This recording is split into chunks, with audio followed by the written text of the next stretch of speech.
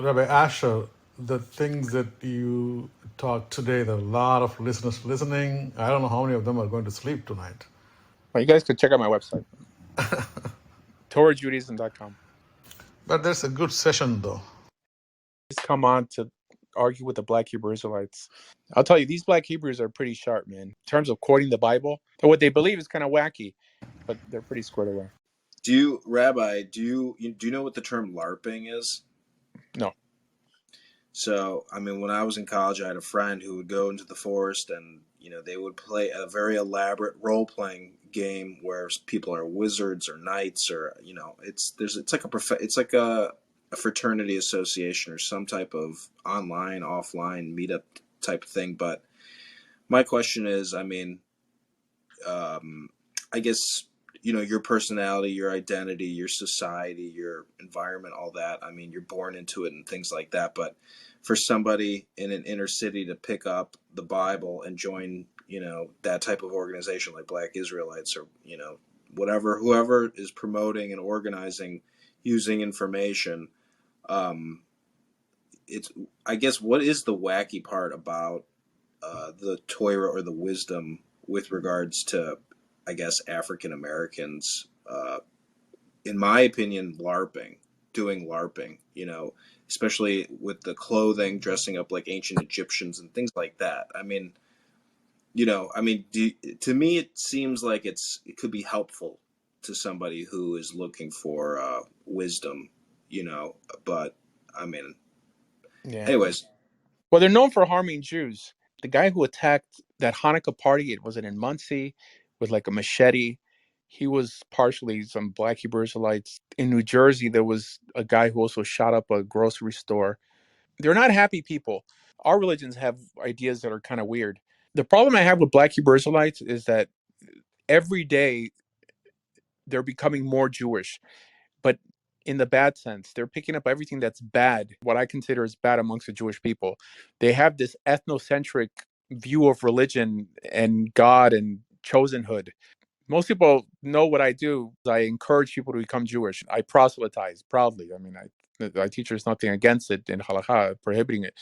And they're very much against accepting converts or even acknowledging the idea that converts exist. Very similar to when I discuss these ideas with Kabbalists, like the whole notion of a Jewish soul. They believe that melanin is like equivalent to the notion of like a pinta yid. It's what makes you special, that God actually cares. And apart from what you believe and how you behave, they actually believe that they're part of God. And the worst that Orthodoxy has to offer is what they've picked up and they promote as their form of Judaism. And it's hard for a traditional Jew to disagree with him when they kind of do the same thing. Now, clearly, Jews do accept converts, right? But their bigotry of chosenhood and their ethnocentric understanding of it comes from the worst parts of Orthodoxy.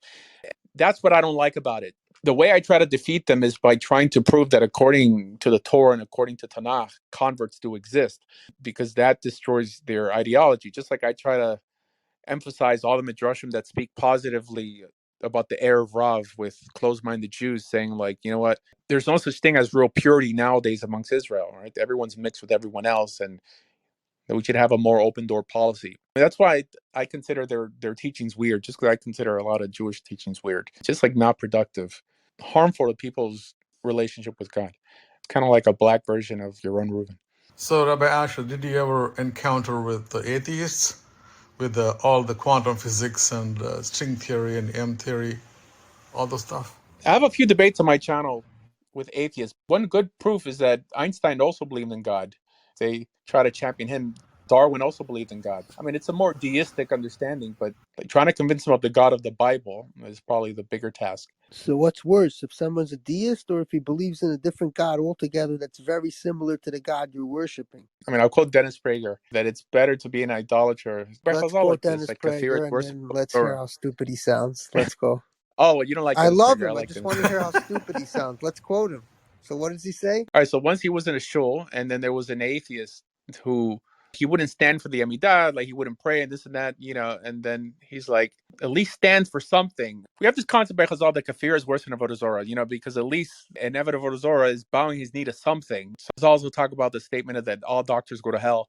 I mean, they think they're the ones doing the healing. So it's worse to bake yourself into some sort of deity or think that you're above anything, that you shouldn't submit yourself to anything. So what's Dennis Prager's point? Because doesn't he not know that the Hebrews and they coexisted with the idolaters who actually kind of incorporated the Jewish God, like the Romans who are worshiping the Jewish God? That's number one. Number two, you have Cyrus of Persia, where the religious tolerance was just like the order of the day, and they sent money to build a temple. So does what the heck? Like, what does Dennis Prager think? Like, does he I'll even tell you what he know? thinks Like, about this area. It's work for Dennis Prager. I mean, I've spoken to him. no, there's a girl in my He'll shul here in say that Venice that works for him. he really doesn't take the notion of spirituality as serious. So like if he says that someone says they're spiritual, that it doesn't mean anything to him. I mean, it's what you do and what your God expects you to do. So only because someone happens to believe in an invisible God, which the Romans had an invisible God, doesn't in any way align it with our God. That's why I believe Muslims are idolaters also, even though the Rambam disagrees.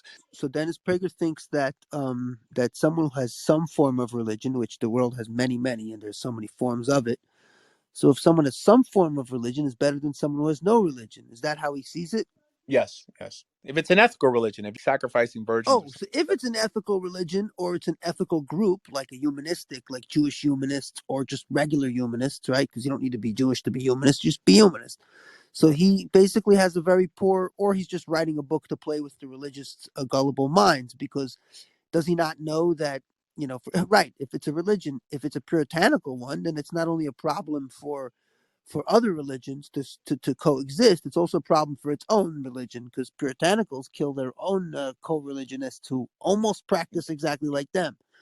Yeah, well, you said that he would rather all radical Islamists become atheists, and no one's brought more people to religion. And Obviously, he would say that because he wants to live, and that would be more comfortable for him. And he knows that he lives I don't know. Is he pretending to be no, I'm sure dumb, he's or speaking for humanity, from humanity's perspective, he's not the speaking Jewish for perspective. the Judeo-Christians who still believe in this concept? So he's selling them books. I like Dennis Prager. I mean, I think he's brought more people to religion than anyone else I wouldn't alive. I deny. mean, the I last wouldn't generation. deny that. My question is now what? Oh well, I mean, Asher Meza. That's what's next.